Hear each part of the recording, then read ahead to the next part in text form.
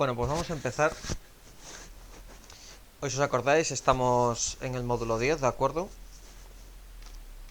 Vamos a ubicarnos respecto a lo que es el curso. La última clase que hemos visto correspondía a las técnicas aplicadas, en la que hemos visto la secuencia de conversión de noche a día, ¿de acuerdo? En la que hemos visto cómo utilizar los elementos que hemos visto en el bloque 3 correspondientes al enfoque, las diferentes técnicas que hemos utilizado en la anterior clase para realizar lo que son los enfoques y cómo aplicarle un ejemplo muy claro de una conversión de noche y día, en este caso en un caso muy extremo, pero para ir viendo cómo sería jugar con ese tipo de valores en casos más extremos, para que luego, conforme vayamos entrando a esa zona de confort que comentábamos en la otra clase, ir acercándonos más a esa mejora de la técnica, ¿no? Y vamos a ver hoy, ya entrando en el bloque final, ya en la recta final del curso, para el módulo 10, conceptos aplicados, que es una cosa que son las técnicas aplicadas, en la que se aplican las técnicas de enfoque, y estos son conceptos aplicados. ¿Qué son los conceptos aplicados? Pues evidentemente, como en el bloque 1 y en el bloque 2 hemos visto conceptos, es aplicar conocimientos de estos conceptos, ¿vale?, para sacar información muy concreta, ¿de acuerdo? Entonces hoy vamos a ver tres mayormente, que son el mito de la ISO, cómo congelar el movimiento, y una pequeña idea que no se va a ver, puesto que va acoplada al módulo 11, que corresponde al de la regla DOF, ¿de acuerdo? Que simplemente la vamos a mencionar, al igual que en el bloque 3, la técnica aplicada referente a la técnica de conversión día-noche va en un apartado, o sea, está en un bloque apartado, dada la complejidad que tiene, ¿no? Aunque usaba la técnica de enfoque con ISO y otra serie de técnicas, es un apartado diferente. Aquí pasa lo mismo. Una vez que llegamos al apartado de profundidad de campo, si os dais cuenta, no tiene apartado de desarrollo, porque corresponde a una de las leyes fundamentales de la fotografía, ¿de acuerdo? Por lo que mayormente vamos a ver mito de la ISO y congelar de movimiento. Y ya en el siguiente módulo veríamos ese último, que es la profundidad de campo, un poquito más en detenimiento, ¿de acuerdo? Normalmente esta práctica la hago con una plataforma y la suelo hacer con una carta de calibración, para que veáis cómo es, pero la voy a dejar para el próximo día, ¿vale?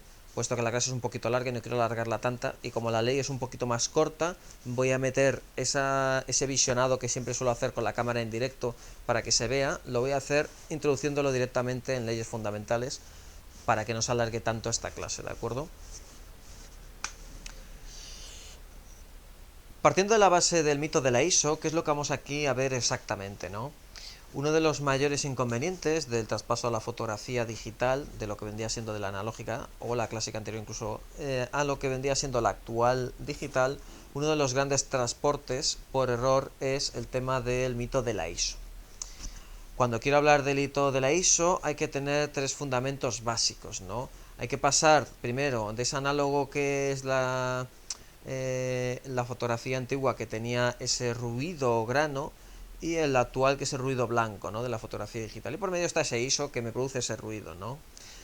Para entender en qué consiste este mito de la ISO tan intensificado, que si bien hace de una década hacia acá se ha ido transformando, hace una década era un horror, había unos auténticos neófitos en el campo y la gente se lo creía, y entonces vamos a desmitificar estos aspectos, ¿no?, y ver qué es realmente la ISO y realmente qué es ese mito, ¿no? Que poco a poco la gente va entendiéndolo y ya va dejándolo atrás, ¿de acuerdo? Y ya va entendiendo cómo funciona realmente. Para ello vamos a marcar estos tres inputs, que son los que determinan este mito de la ISO, ¿no? Empezando por el primero de todos, es tener claro, pero muy claro, que la ISO del sensor es fija. Yo no puedo variar la sensibilidad. Quizás es un error decir la ISO, me explico. Realmente lo que es fija es la sensibilidad, no la ISO, ¿vale? Que es un estándar, no la ISO. La ISO realmente no es fija. Lo que es fija es la sensibilidad. La sensibilidad del sensor es la que tiene, no tiene otra. Porque para cambiarla yo tengo que cambiar los filtros interiores que lleva el sensor, y eso no es posible. Por lo tanto, o sea, sí puedes. Si le quitas el filtro IR, pues hace unas cosas, si le pones otros filtros hace otras, etcétera, etcétera. Variaría esa sensibilidad. Pero si yo no toco el sensor, la sensibilidad es la misma, porque la luz que llega ahí es la misma. Vale, yo no puedo modificarla. Modificaré con los otros dos valores, o bien con el tiempo de exposición, o bien la modificaré con la apertura. Porque ahí sí modifico tanto el caudal como la cantidad de tiempo que está expuesto el sensor. Pero realmente el sensor sigue recibiendo la misma cantidad de luz. por mucho que no modifique lo que modifique, ¿de acuerdo? Es la misma luz la que está llegando. Bien, lo segundo que hay que tener en cuenta es que usar la ISO fuera de la nativa, es decir, entendiendo como nativa la ISO real del sensor, ¿vale? La que viene de fábrica, ¿vale? Genera un deterioro de la imagen. Pero esto da igual que sea tanto para aumentar la ISO como para reducirla, en ambos casos, ¿de acuerdo? ¿Vale? Como digo ahí, es algo intrínseco que viene al SW, que es el amplificador, ¿vale? Que lo único que hace es amplificar la señal eléctrica y con ello conlleva amplificar también la señal. Al reducirla nos pasa lo mismo, eso pasa por una resistencia, lo cual es una estupidez. Si ya añadimos el hecho de que primero le hago una ampliación de ISO y luego le meto una reducción de ISO, pues es un absurdo, hasta ciertos puntos, ¿no? Entonces habría que ver exactamente qué es el reductor de ruido que utiliza la cámara, porque no tiene nada que ver con esto de cuando yo hago la reducción de la ISO. Son cosas completamente diferentes, puesto que la reducción de la ISO electrónica del sensor es mediante una resistencia, mientras que la que es la reducción del ruido de ISO es completamente diferente. Ya lo veríamos en el nivel 2, ¿de acuerdo? Y ya por último, sabiendo esto, ello no implica que la ISO fuera de nativa nunca se use, ni mucho menos, y más conforme más moderna y tecnológica sea la cámara que estemos utilizando, puesto que los sistemas de gestión están mucho más trabajados, son mucho más afinados y tienen un sistema de perfilado mucho más atinado a trabajar en esas condiciones más adversas o quizás más prolíferas a utilizar este tipo de sistema que es la ISO, ¿de acuerdo? Multitud de situaciones en las que la mayoría de los casos nos va a determinar, en muchas ocasiones, a trabajar incluso de día con la ISO, más que de noche. Muchas veces tenemos el error muy habitual por el tema de la fotografía en movimiento de utilizarla de noche. Eso es más correcto, pero el hecho de utilizar ISO cuando estamos trabajando en fotografía nocturna en objetivos estáticos es, vamos a decir, incluso una blasfemia, porque pudiendo reducir ese ruido no tiene sentido el utilizarlo, ¿no? Siempre y cuando, con lo que hemos hablado en la clase anterior, el tema de los tiempos, ¿de acuerdo? Los tiempos, el calentamiento de la cámara, etcétera, etcétera, ¿vale? Y en base a estas premisas hemos de decidir cómo he de utilizar estas tres ideas o conceptos, ¿vale? Que he de tenerlos presentes a la hora de trabajar para explotar este sistema, ¿vale? Y desmitificar la ISO como que yo estoy modificando esa sensibilidad y mira, he aumentado la sensibilidad, porque mucha gente tiene la idea errónea de que cuando yo aumento la ISO aumenta la sensibilidad con la que capta la luz. Eso es un error garrafal y no tiene absolutamente nada que ver, ¿de acuerdo? Vale. Para entender esto, ¿qué hay que entender? Teniendo en cuenta que la ISO es fija, ¿vale? Si os acordáis antiguamente en la fotografía analógica lo que había eran las películas, o bien fuera una carta de película, o bien fuera un CD-grama, etcétera, etcétera, etcétera. Lo que había eran una serie de carretos de láminas que tenían una serie de composiciones. Tú cuando te comprabas un carrete con una sensibilidad concreta. Es decir, si yo me compraba un carrete 100, pues ese carrete, todo el carrete tenía sensibilidad 100. Si me lo compraba sensibilidad 800, pues tenías 800 y eso era lo que tenía para fotografiar. Es decir, todas las fotos, 24, 32, lo que tuviera, eran todas ellas en 800 en este caso, por ejemplo, ¿vale? Todas las fotos. Por eso, cuando utilizaba este tipo de carretes, la gente lo que hacía era utilizar carretes de corto talaje, como son carretes de 6 o carretes de 12. De manera que solo sacabas las fotos que te interesaban y te podías volver a cambiar a carretes de otra tipología más estandarizada, como era la 200, ¿de acuerdo?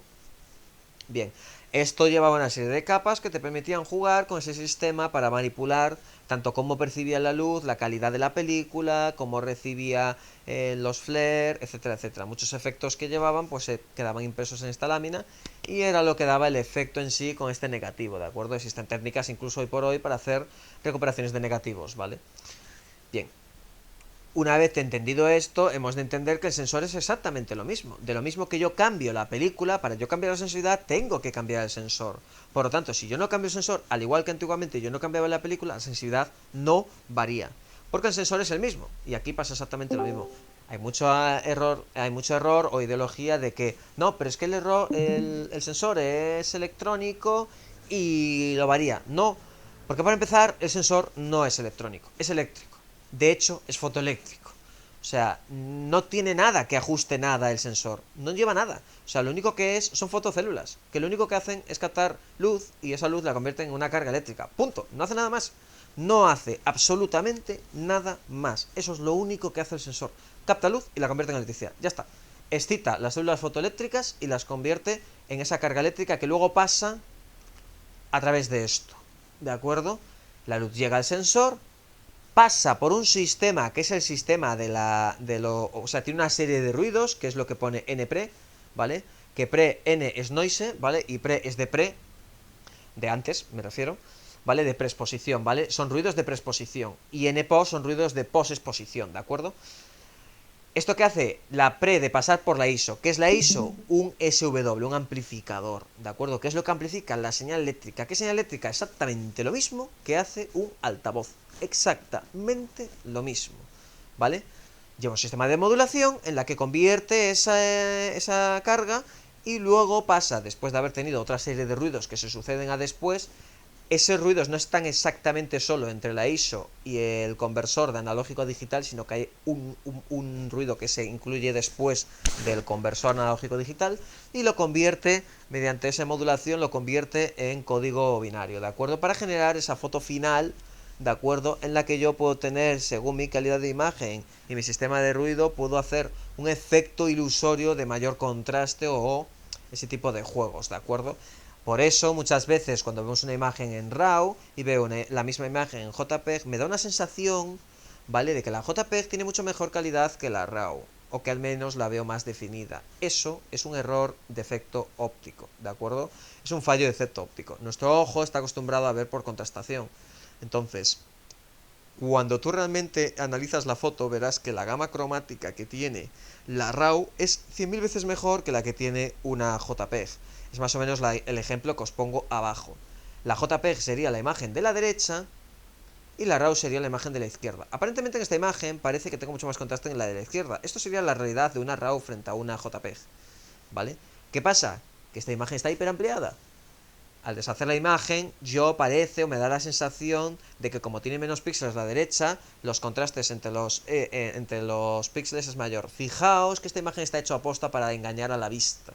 La imagen de la izquierda, aunque tiene más píxeles, los contrastes entre los colores es más abusivo.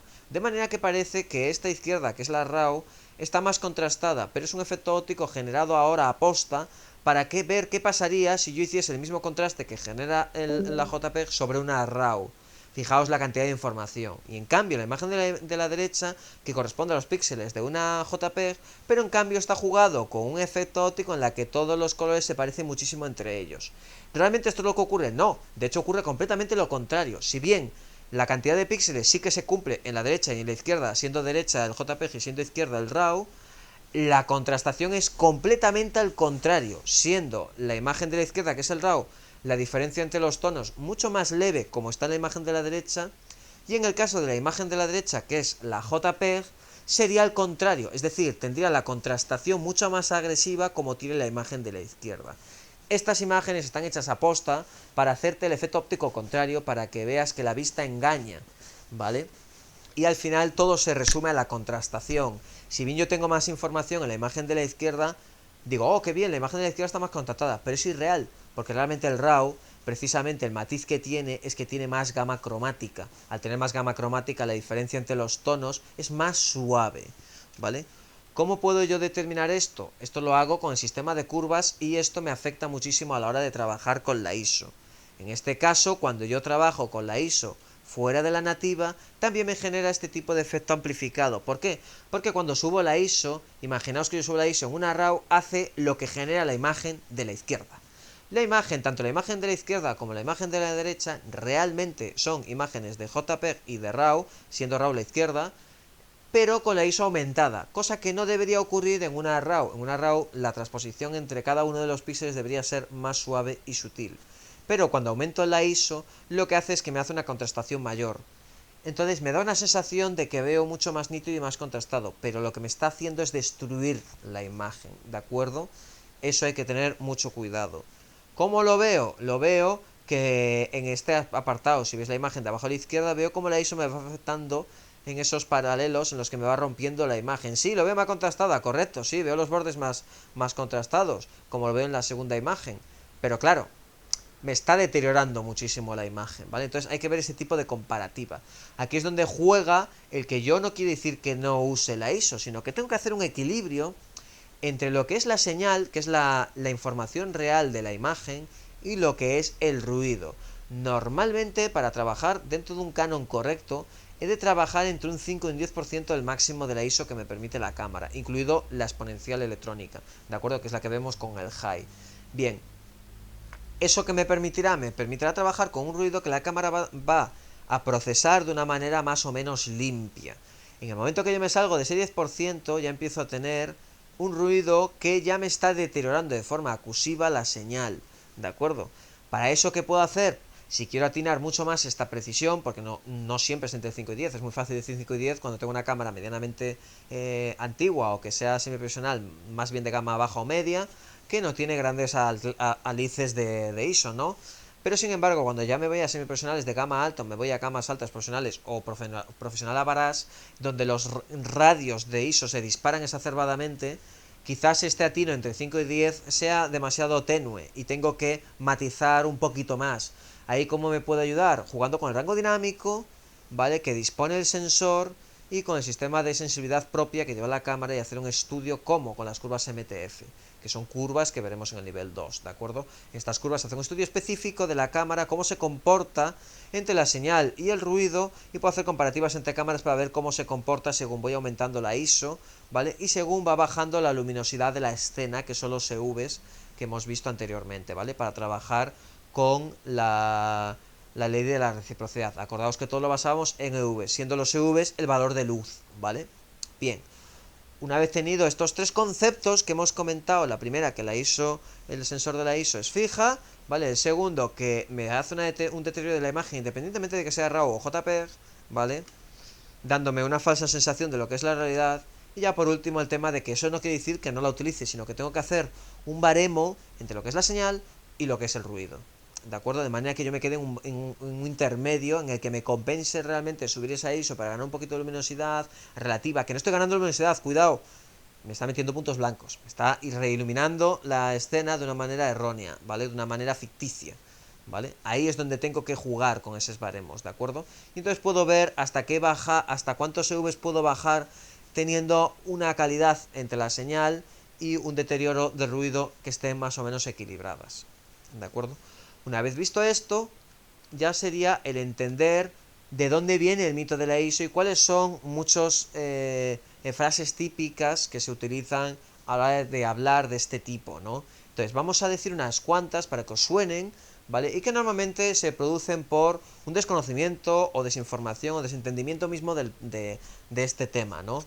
Para lo cual aquí hay un gran bucle de 2 décadas importantes que se transcurren desde lo que vendría siendo los años 90, finales de los 90, principio de milenio, hasta el actual, la última década, ¿no?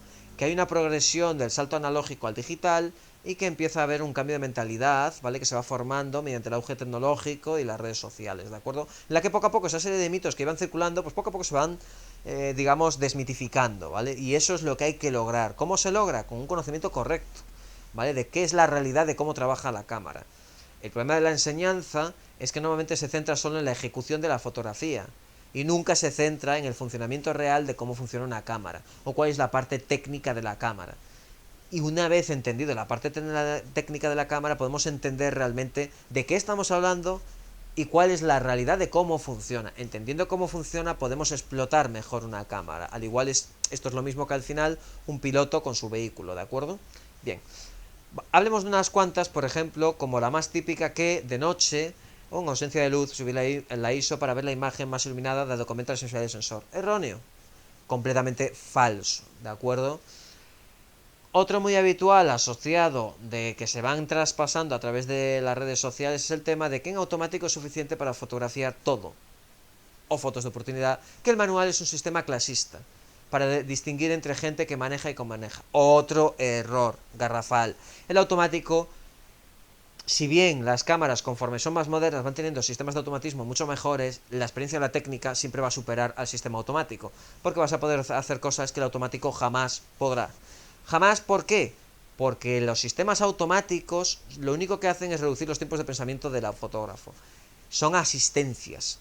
Por eso tiene mucha fama la marca, en este caso Canon, porque Canon lleva muchos sistemas automatizados. De hecho, para un fotógrafo profesional que tenga mucho avance técnico, Si realmente si es un trabajo, si es un profesional que trabaja para una revista, va a trabajar con Canon porque Canon le ahorra tiempos, sobre todo si es un fotógrafo social o comercial.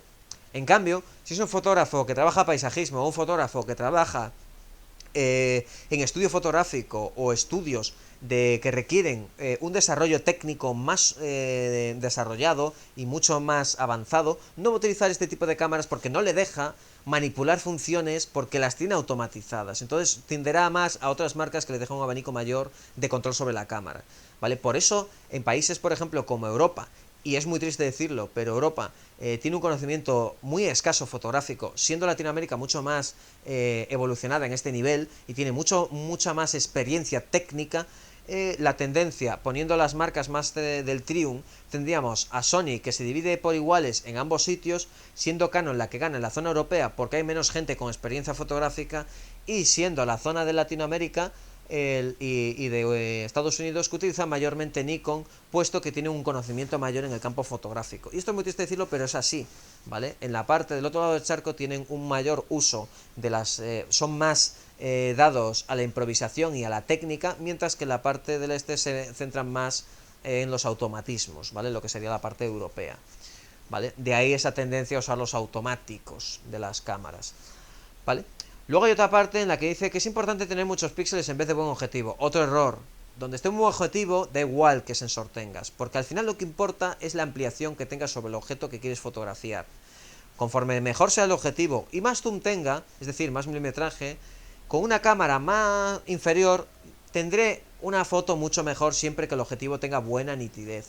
La cámara es lo último y lo menos importante del equipo fotográfico, siendo el fotógrafo antes incluso que la cámara, ¿vale? La cámara es lo último que yo he de tocar. Sí que es verdad que cuando yo estoy trabajando y tengo una deficiencia de que un objetivo, pues no puedo tener hasta cierto punto un objetivo, si estoy trabajando en fotografía más compleja, como largas distancias, pues sí que evidentemente necesito píxeles porque voy a utilizar solo un cuadro específico de la imagen. Cuando trabajamos largas distancias o la luna, por ejemplo, a mí solo me interesa a lo mejor un 16avo de la imagen o un 100avo de la imagen. Entonces todo el resto lo voy a despreciar.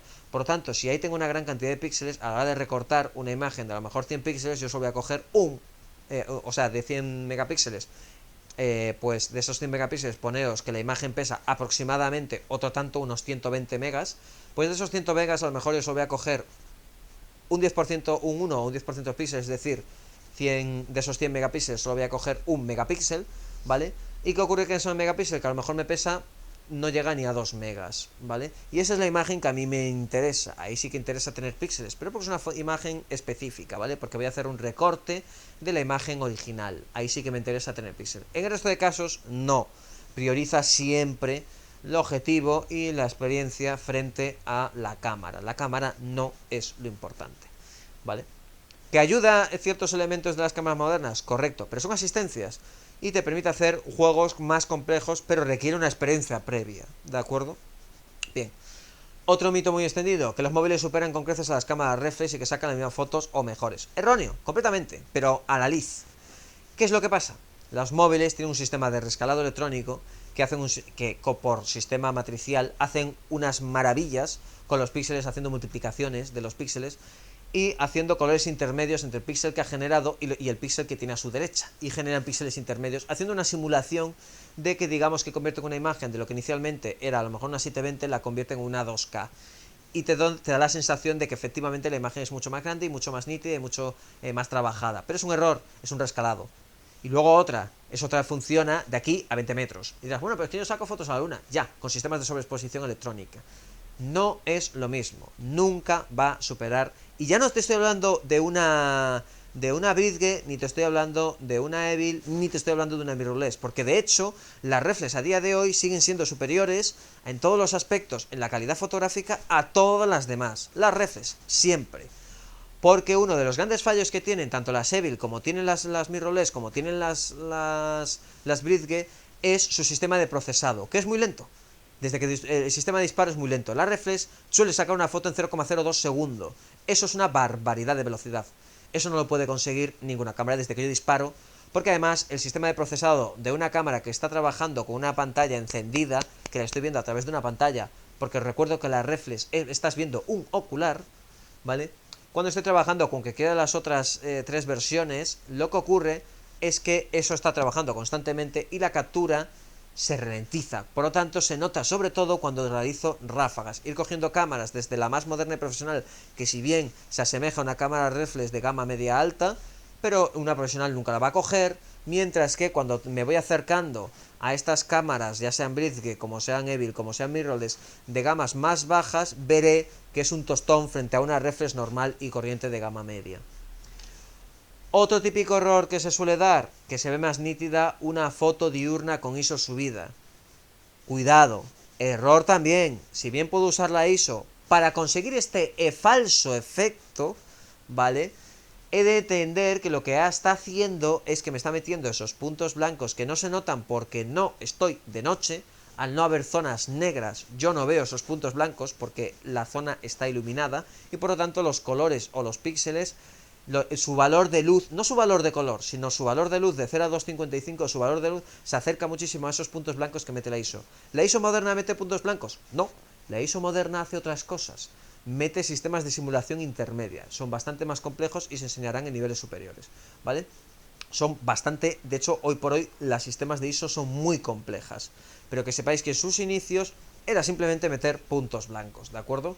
Por lo tanto, evidentemente, conforme más moderno sea una cámara, mucho va ajustando esos valores, por lo tanto yo voy a poder trabajar con ISOs más altas, lo cual no quiere decir que nunca me esponderaré a esos ISOs tan altos porque mantendré esa regla del 5-10%, ¿vale? Bien. ¿Que una JPEG es más nítida que una RAW? Lo que hemos hablado antes, no. Siempre es más nítida una RAW. El problema es una cuestión de percepción y de profundidad de bit, ¿vale? Ya hablaremos de lo que es la profundidad de bit. La profundidad de bit es lo que hace esa sensación, pero ¿por qué? Volvemos otra vez a lo mismo, por el contraste. El contraste me da una falsa sensación de que yo estoy viendo los bordes de la imagen. Cuando los bordes se suavizan, a mí me da una sensación de suavidad y de hecho las mejores fotografías son suaves. Si tú haces una foto excesivamente agreste o abrupta, como son las HDR, por ejemplo, lo que hago es que la imagen la sobrecargo de bordes. Esos bordes, y muchas veces dentados, lo que hacen es que vea una mayor contrastación en la imagen y me da una imagen surrealista. Esto además cansa la vista y hace que esa imagen pierda interés con mucha facilidad tanto de un cliente cuando estoy trabajando hacia un cliente como del espectador cuando quiero presentarle una imagen o transmitirle una emoción con ella. Cuando yo voy evolucionando desde un fotógrafo amateur hasta un fotógrafo profesional, la tendencia tiene una serie de etapas en las que tiras por el hiperrealismo y el surrealismo, que luego se va denigrando hacia los altos contrastes, hasta luego evolucionar y volviendo otra vez a las bases iniciales y exonerándose en su máxima excelencia cuando voy trabajando con el minimalismo y cuando pulcro en la nitidez y la suavidad de los tonos. Ahí están las mejores fotos, ¿de acuerdo? Y ahí está realmente la profesionalidad. Y evidentemente hay un largo etcétera, hay un montón más de errores habituales que se asimilan en gran medida asociados a la ISO como tema principal, pero que se extienden al resto de nodos y módulos y usos de la cámara, ¿de acuerdo? Evidentemente podemos echar horas hablando sobre esto, pero no es esta la clase que compete, ¿de acuerdo? Pero que sí os suenen los más habituales para que hagáis idea de cuáles son erróneos y por dónde van los tiros, ¿vale? Que tengáis una base para decir, ah, pues no, esto no es así. Y quizás incluso teniendo esta pequeña base, pues decir, pues si esto es así, doy por sentado que esto otro tampoco. Puedes estar en el error, pero quizás tienes mucho más en este aspecto. Para profundizar el tema de la ISO han de tenerse en cuenta aspectos de el balanceo. Cuando yo estoy trabajando de noche es cuando peor se ve la ISO, lo que descarta el uso de la ISO de noche en objetivos estáticos. Si veis la imagen que os pongo ahí, veréis que en la imagen izquierda está la ISO subida, mientras que en la imagen de la derecha está la ISO subida, pero menos, ¿vale? Y por lo tanto, como veis, la imagen de la izquierda, la propia ISO, si bien parece más iluminada, la imagen la está distorsionando. Y cuando me acerco mucho a los factores de los negros, ni siquiera me llega a iluminar la imagen, sino que directamente me la distorsiona. Mientras que la derecha es una imagen en la que la ISO está ajustada y por lo tanto tengo una imagen mucho más nítida, más pulcra, más limpia y más visible, en fundamento nítida, que es el segundo pilar de la fotografía, ¿de acuerdo? Una vez que yo evoluciono con esto, También me afecta ya no solo la ISO, hay una cosa que no vais a saber exactamente cómo funciona, que es la ISO asocromática o cromática, que es un sistema interno de la cámara, que se juega mucho cuando estás trabajando con la paleta de color de la cámara, cuando estás trabajando con Contour Picture, ¿vale? O Picture Style, según el modelo, ¿vale? O cuando estoy jugando con el balance de blancos. Con esto con lo que juego es que muchas veces la nitidez no solo va asociada a qué es la ISO a la hora de trabajarla, sino también a la cromática, cosa que se verá en el segundo nivel. La cromática también me afecta como veo la imagen. No la veo igual cuando la estoy viendo cálida, no la veo igual cuando la estoy viendo fría. Y quizás hay detalles que percibo mejor y me transmiten emociones diferentes cuando lo estoy viendo en un formato cálido, y me transmite otras emociones completamente diferentes y me permite ver y percibir otras cosas también completamente diferentes cuando la percibo con un tono frío. ¿De acuerdo? Entonces he de buscar también ya no solo el valor de la ISO, sino también equilibrar esa balanza de la temperatura de la imagen para que me dé esa sensación. Eso lo veremos en un nivel 2, ¿de acuerdo? ¿Y a qué se debe el tema de los píxeles que hemos hablado antes, de tener más o tener menos píxeles, para quitar también ese error de, ¡guau! Tengo que tener muchos píxeles. No, y de hecho la tendencia moderna es al contrario. Más o menos el ojo humano tiene una percepción cónica de 25 centímetros de la cara de 4 megapíxeles. Con 4 megapíxeles, un ojo humano a 25 centímetros de la cara ve es lo máximo que es capaz de percibir. No necesita percibir más, porque todo lo demás el ojo lo descarta. Independientemente de que nuestro ojo equivale a muchos millones de píxeles, pero realmente todo lo que esté a 25 centímetros, para poner esta regla, sigue la regla de los 4 megapíxeles. Quiere decir, según voy alejando necesito más píxeles para compensar la matriz, pero realmente no hace falta tampoco tantos píxeles.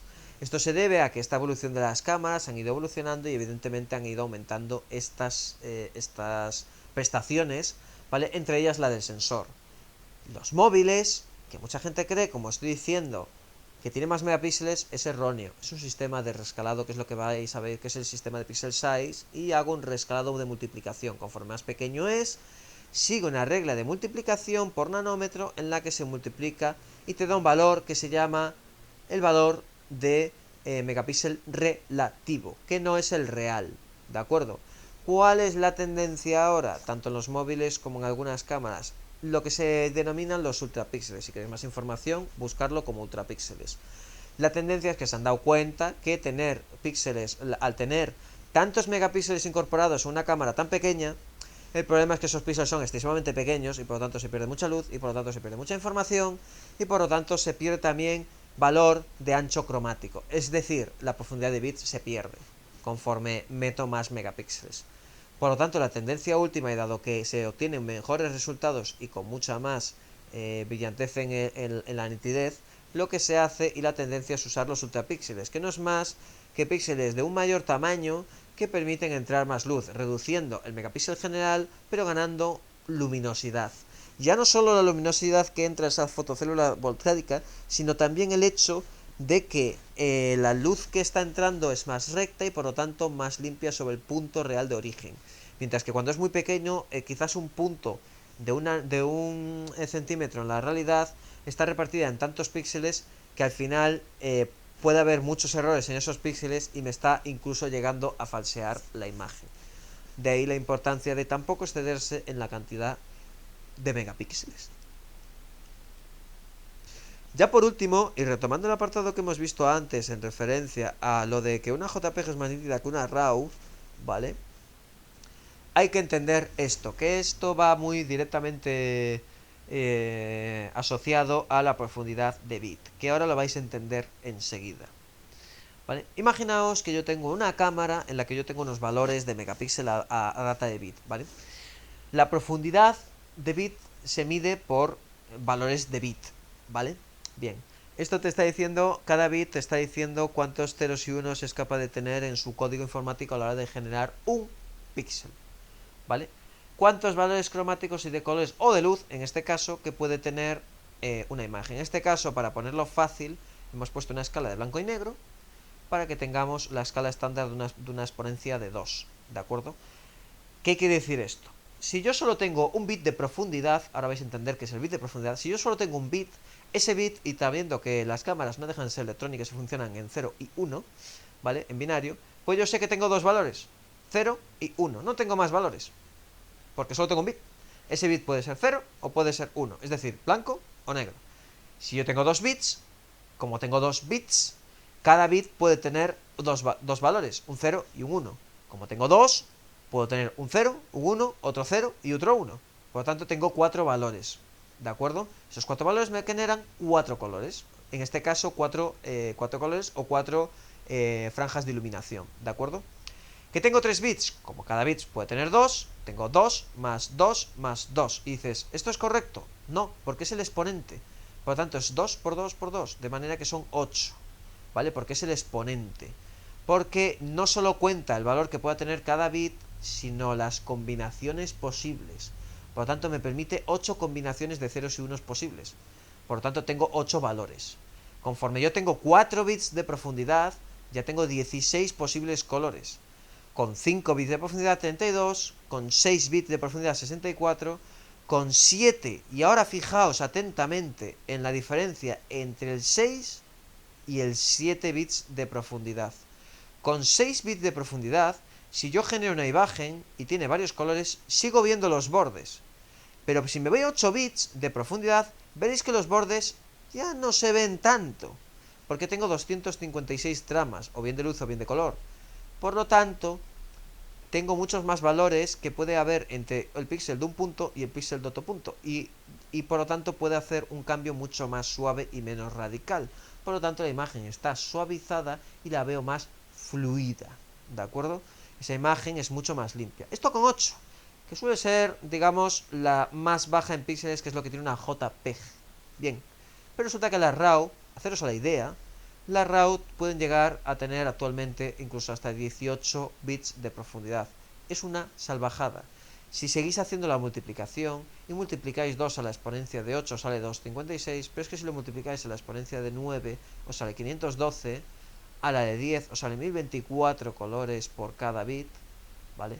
Si lo pasáis a la de 11 os sale 2048, la de 12 4000, ¿vale? Así sucesivamente. Pero ahora esperar, esto es blanco y negro.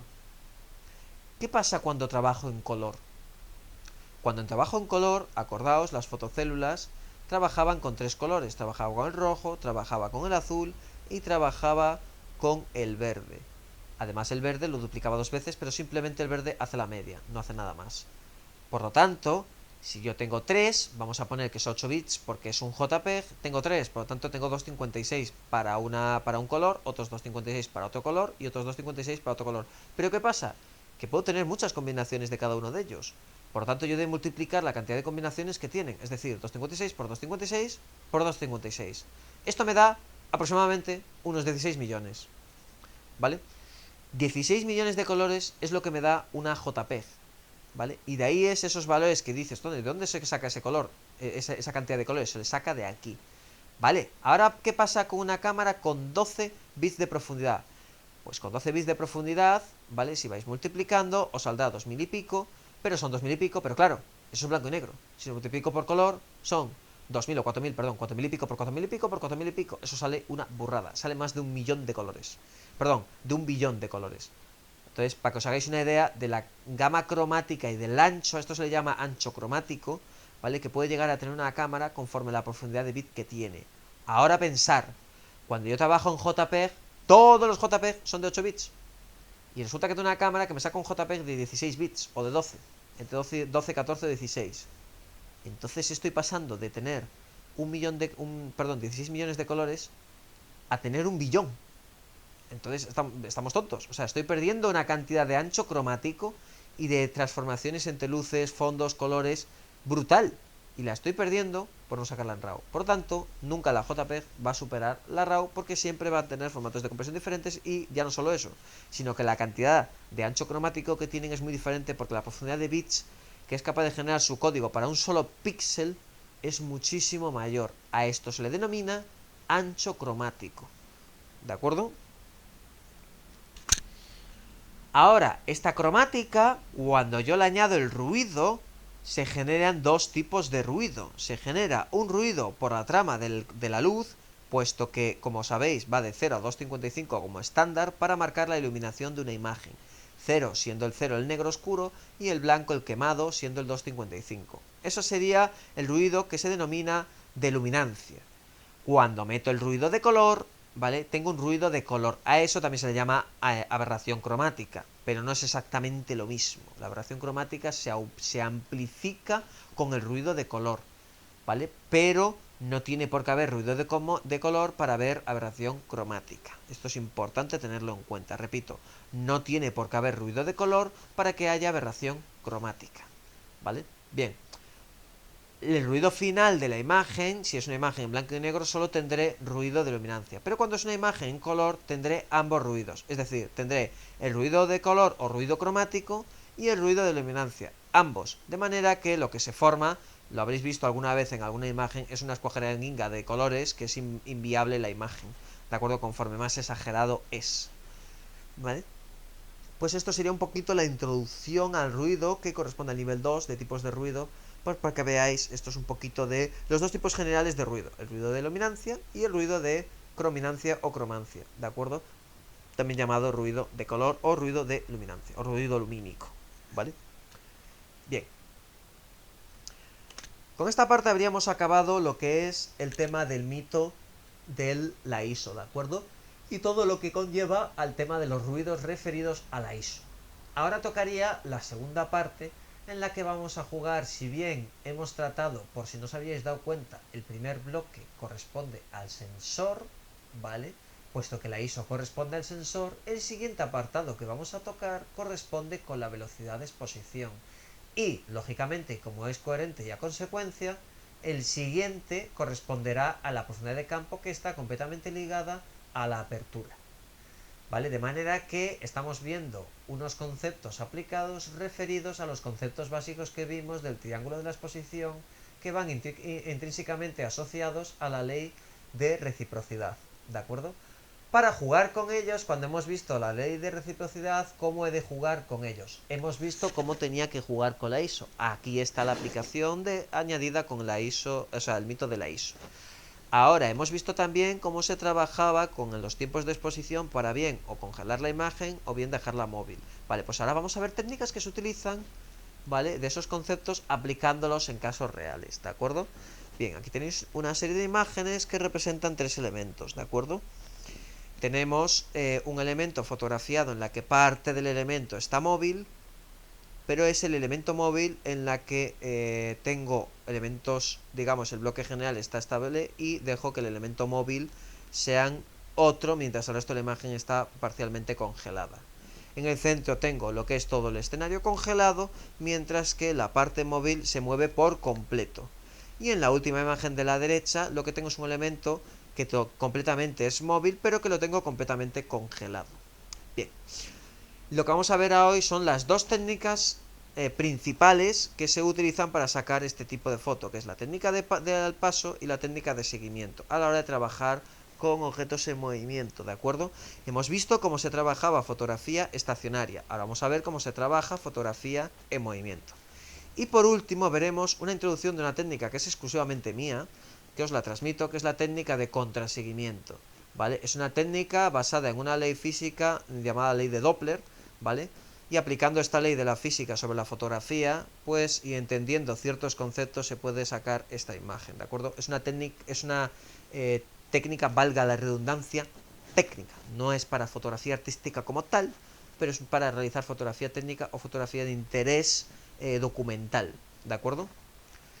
Metiéndonos en materia, vamos una por una y las voy a explicar detenidamente para que la entendáis con tranquilidad y me cortáis si tenéis alguna duda. La primera de las técnicas es la técnica al paso.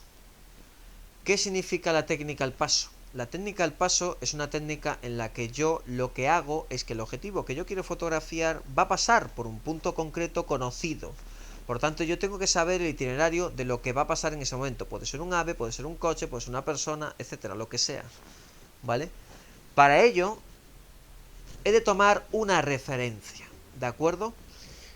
Para tomar esa referencia, yo utilizaré un punto de referencia. Yo, por ejemplo, quiero sacar la matrícula de ese coche. Y sé que ese coche va a pasar por ese punto, el punto donde está la altura de la señal de stop que tiene que hacer ese tío porque tiene que reducir la velocidad para ir a la derecha, por ejemplo, ¿vale? esa altura sé que hay una señal de tráfico y yo lo que hago, ese vehículo se va a poner en movimiento. Entonces, quizás estar fotografiando en movimiento no es lo ideal. Entonces, ¿qué es lo que hago? Fotografía un objeto a la distancia a la que yo voy a sacar la foto cuando el sujeto que yo quiero fotografiar pasa a la misma altura que el objeto que yo voy a utilizar como punto de enfoque. Utilizo ese punto de enfoque y luego hay que tener una cosa bien entendida. Cuando hemos visto el enfoque, los tres valores del enfoque, hemos visto que era lineal, que era una distancia exacta, que era radial y que era esférico, o 360 llamarlo, aunque es incorrecto, y esférico, ¿de acuerdo? Es decir, es una distancia exacta, el enfoque, es radial y es esférico, ¿de acuerdo? Teniendo estos tres conceptos claros, es fácil entender por qué la curva de máximo enfoque aparente es curva y no recta. ¿Por qué? Porque responde a mi radio de acción con la cámara. Si yo roto la cámara no conserva un plano recto constantemente respecto al horizonte, porque aumentaría la distancia, sino que es radial en este caso, ¿vale? Por lo tanto es una curva y durante toda esa curva se mantiene el punto de enfoque. Bien, ¿cómo hago esta técnica? Enfoco al objeto que yo sé que va a pasar por ahí, el sujeto de interés. Bien, cuando ya lo tengo enfocado ya me puedo desentender el enfoque e incluso desactivarlo para que no se mueva. ¿De acuerdo? Si tengo disociado el disparador del enfoque, y de aquí la importancia de separar el disparador del enfoque, ya no tengo que volver otra vez a tocar el disparador. Perdón, el botón de enfoque. Y ya puedo disparar libremente con el disparador, dado que el botón de enfoque está disociado. Para cuando el sujeto que quiero fotografiar pase a la altura del objeto que he utilizado para el enfoque, ahí es donde he de hacer los disparos de la cámara para que me fotografíe el sujeto que me interesa. Ha de tenerse en cuenta que para la realización de esta toma, que es la técnica al paso, la velocidad del sujeto no ha de ser muy alta o mi velocidad de obturación ha de compensar esa dicha, y para lo cual, conforme yo voy teniendo pérdidas de luz o tengo un objetivo que tiene mucho más milimetraje, perderé luz. Por lo tanto, esta técnica, conforme más voy perdiendo luz o mayor es la velocidad del sujeto, he de ir descartándola y de la he de ir derivando a la segunda técnica, ¿de acuerdo? ¿Vale? Una vez entendido esto es muy fácil si sabes por dónde va a pasar o el patrón o la predicción de por dónde se va a mover. Lo que te permite hacer obturaciones rápidas si es de interés y otra una imagen muy nítida, dado que se hace un enfoque exactamente a la misma altura del punto de enfoque respecto al sujeto. Y como veis me permite luego a posteriori leer la imagen. Esta por ejemplo es un 300 milímetros y es la imagen de una matrícula a 400 metros. Bien. ¿Alguna duda con este? Ahora iríamos a la segunda técnica. Digamos que prácticamente las dos técnicas imprescindibles son estas dos, no hay más, ¿vale? El resto son derivaciones. Bien, la segunda técnica es la técnica de seguimiento, más utilizada para sujetos en movimiento que se mueven muy rápido, ¿de acuerdo? O que por motivos que fuere yo no puedo estar estacionario por la situación propia o la idiosincrasia del sujeto que voy a fotografiar, es decir, por donde se mueva o que por lo que sea la cámara ya no puede estar estacionaria, ¿de acuerdo? En este caso he puesto como sujeto un ave, ¿vale? Muy común, ¿de acuerdo? Tengo un ave en la que quiero fotografiar la cabeza del ave, por lo tanto, en esta técnica hago exactamente lo mismo que en la otra. Tengo un punto de disparo, ¿de acuerdo? Que en este caso, dado que es un objeto de movimiento, no me queda más remedio que enfocar al sujeto de movimiento. Y he de seguir la trayectoria del sujeto de movimiento, que es la dirección y sentido presunta del avance. Aquí hay que adivinar, lógicamente, por dónde se va a mover el sujeto y hay que hacer una adivinación aproximada de dónde va a caer el sujeto cuando yo quiero sacar la foto.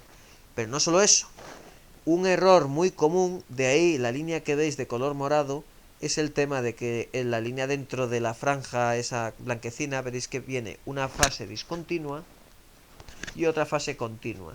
¿Qué quiere decir eso? Quiere decir que cuando paso de la fase discontinua a la fase continua, en el momento de transición entre discontinuo a continuo es cuando yo saco la foto. Pero nunca paro la cámara. Y esto es muy importante y es un error muy habitual. En el momento que yo muevo la cámara, estoy siguiendo al sujeto y cuando quiero sacar la foto, paro la cámara y le disparo al sujeto. No, porque ya no estás haciendo la técnica de seguimiento, estás haciendo la técnica del paso. ¿Y qué ocurre con la técnica del paso cuando el sujeto se mueve muy rápido? Pues que me va a salir distorsionado si los valores no me son suficientes para congelarlo, por motivos de luz.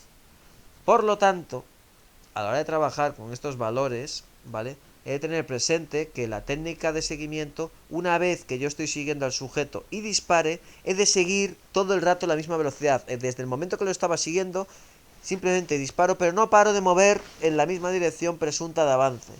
¿Qué consigo con esto? Que la perspectiva de la imagen haga que no trepide o que trepide lo menos posible, ¿vale? Gracias a que un movimiento, sobre todo lineal, favorece el disparo en movimiento, a que no tenga desincronizaciones o que no tenga blur o vibraciones, ¿de acuerdo? Bien, aquí el sujeto de interés era la cabeza del ave, que como veis se puede conseguir también. Esto era un ave 600 metros, también con un objetivo de 300 y la imagen hecha un recorte, ¿vale?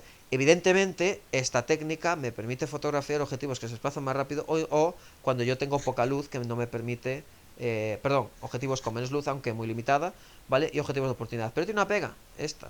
Y es que para sacar esa foto más rápida yo tengo que sacar un poquito más, hay que jugar con el tema de la luz, ¿de acuerdo? Y también te permite hacer efectos muy interesantes como son el blur, en la que el fondo se ve desplazado, ¿de acuerdo? Eso sería el blur. Cuidado porque hay dos tipos de blur. Estaría el blur en la que el fondo lo veo desenfocado y luego el blur estilo acuarela en la que toda la imagen está desenfocada. No, habría que distinguir un poquito entre estos dos, ¿de acuerdo? Porque tienen, digamos, una ramificación artística diferente entre ellos. Ya por último, ¿vale? Nos faltaría una técnica que no existe realmente, ¿vale? Es algo de invención mía, pero que vais a entenderla enseguida. Sería la introducción a la técnica de contraseguimiento. Hemos visto la técnica de seguimiento. Pues la técnica de contraseguimiento es algo parecido, pero completamente al revés en cuanto al movimiento de la cámara. ¿En qué consiste? Yo tengo un sujeto que quiero fotografiar y yo enfoco a algo que esté a la altura del sujeto. Esto es importante porque si no, no me saldrá como yo quiero, ¿vale? Una vez que ya tengo enfocado lo que yo quiero fotografiar, lo que haré, tanto si el sujeto está en movimiento como no, poner un tiempo de exposición que sea relativamente alto, es decir, un 16avo de segundo, un cuarto de segundo, medio segundo, un segundo y puede que incluso hasta 2 segundos. Vale, ¿y qué es lo que hago? La cámara registra con gran precisión y con mayor tesón la primera parte de la captura, dejando la otra a la sobreescritura. ¿Qué quiere decir esto? Que tendré más posibilidades de que la imagen se sobreescriba cuando sea la primera parte de la toma, mientras que la última parte de la toma saldrá la imagen menos grabada o impresa sobre la foto. De ahí que se hagan las fantasmaciones. Bien, si yo aprovecho ese primer instante, vamos a poner 10 segundos de una toma, esto es exagerado, pero vamos a poner 10 segundos de una toma. Si yo mantengo durante los 2 primeros segundos la toma, ya se queda impregnada, digamos, en el sensor. ¿Y ahora qué es lo que hago? Meneo la cámara y la saco del cuadro, pero tengo que estar la cámara moviéndola constantemente y nunca enfocándola a una fuente de luz. ¿Con esto qué se consigue? Con esto lo que se consigue es que la imagen o el ítem cogido, ¿vale?, va a hacer que se perciba de una manera mucho más nítida. Me explico. Si yo mantengo la cámara quieta y tengo trepidación, es decir, hago vibrar la cámara, esto es una prueba que podéis hacer, yo cojo la cámara, cojo un sujeto, pongo un tiempo de exposición de, vamos a ponerlo más reducido, 2 segundos. Y saco la foto. ¿Qué va a ocurrir? Si tenéis mucho pulso, la foto saldrá más o menos quieta y nítida. Pero ahora vamos a emular y a falsearlo. Cogéis la cámara, apuntáis, ponéis 2 segundos y lo que hacéis es temblar la mano y disparáis, ¿vale? Eso es para hacer una simulación de la trepidación y os saldrá la imagen de la izquierda. A mí lo que me interesa es leer qué pone la taza, pero como tengo mucha trepidación porque tengo un tiempo de exposición alto, no veo nada. Bien, si os fijáis en la imagen, lo que tiene es un Doppler, es decir, tiene su propia imagen duplicada. ¿Qué es lo que ocurre? Que como la imagen duplicada o las varias imágenes duplicadas están contenidas en el mismo espacio, pero ligeramente desplazadas, lo que hace es que me perturba la visión de la imagen original.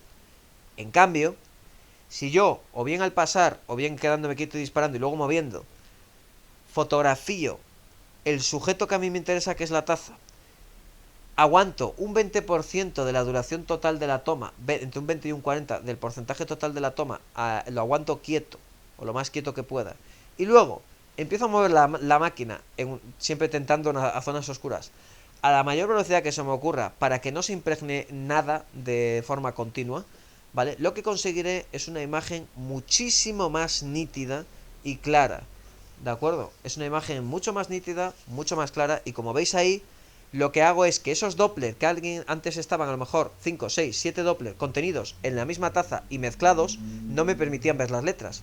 Pero cuando yo desplazo la cámara rápido, estoy ese 20% más o menos de la toma quieto en la taza, y acto seguido el 80-60% del resto de la imagen estoy moviendo la cámara como una loca, ahí la cámara va loca, moviéndose, sobre todo en una zona oscura, lo que hace es que todos los Doppler, es decir, esos fantasmas, se van fuera de la imagen original. ¿Qué consigo con esto? Que la imagen original aparezca transparentada, ¿vale? Y los Doppler se quedan fuera de la imagen, o sea, fuera del cuadro. Existen esos Doppler, pero según se van desplazando se quedan fuera de la imagen. ¿Esto qué hace? Que veo la imagen con fantasmación, pero la veo completamente nítida. Es decir, ¿la veo nítida? Sí. ¿Transparentada? Sí, pero nítida. De manera que ya puedo leer lo que pone la taza. ¿Entendéis la jugada? Es una técnica complicada, ¿vale? Por eso aquí se pone introducción, ¿vale? Porque es una técnica complicada, ¿vale? Pero ya veréis que tiene muchas utilidades. Otra utilidad es para sacar fotos con flash, que normalmente te saldría incluso mal. La puedes sacar con flash de noche y acto seguido mover la cámara con duraciones de 2, 3, 4, 5 segundos, y es sorprendente los resultados, ¿de acuerdo? Además, cuando la cámara está estacionada y es el sujeto el que se mueve en esos valores, lo que consigues es la misma técnica, pero mucho más pulida, que es un sujeto en modo fantasma, que alguien se transparente. Y así se hacen muchos juegos que veis de que la imagen está un sujeto transparente, ¿de acuerdo? Se consigue mediante, digamos, la fase de esta técnica estacionaria. Esta técnica, cuando la conviertes en movimiento, lo que consigues es esto, ¿vale? La técnica de contraseguimiento. Y ya por último, y como digo que iría esto, lo que sería en el siguiente módulo, normalmente aquí lo que haría es coger la cámara y os haría una demostración tanto de la ISO como de la profundidad de campo, ¿vale? Cómo trabaja la ISO y la profundidad de campo. Lo voy a dejar para otra clase, para no hacer esta clase muy larga, dado que es muy densa y tiene mucha información, para que luego tranquilamente podáis ver el vídeo y verlo con mucha calma e ir parando y repitiendo los apartados. Simplemente mencionar de la profundidad de campo, que es la que nos queda trabajar. Ya hemos trabajado con el sensor, ya hemos trabajado con el obturador, ahora tocaría el diafragma.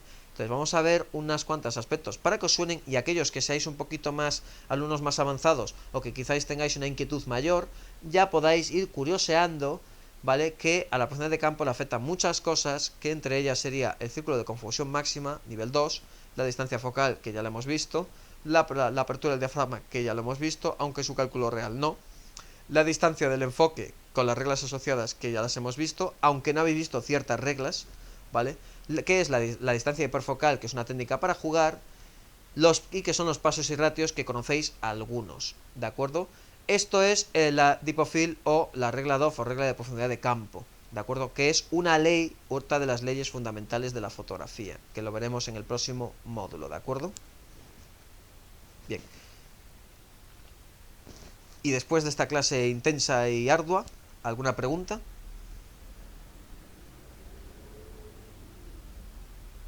No, por el momento no. Bueno, he Después sorprendido por... surgirán. Creo que he batido el récord consiguiendo dar esta clase en solo una hora. Ya sé que he hablado muy rápido, por eso tenéis siempre las clases grabadas. Volver a verla tranquilamente, pausar, repetir las partes que queráis, y cualquier duda que tengáis me decís. Quedaos con las traspas, que ya la tenéis puestas en el módulo 10. Quedaos con esas traspas, revisarlas tranquilamente, fijaos en los detalles y intentar reproducir estas técnicas para ver qué os sale, ¿de acuerdo? Y si queréis incluso me podéis dejar los ejemplos en el apartado de aula, ¿vale? Subir las fotos al apartado de aula si queréis, para ver a ver cómo ha salido esos resultados, ¿de acuerdo? Perfecto.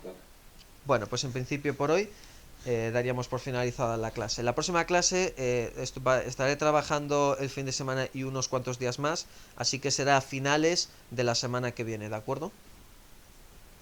No hay problema. Bueno, Solo avísanos. pues como siempre, muchas gracias a todos y nos vemos en la siguiente clase.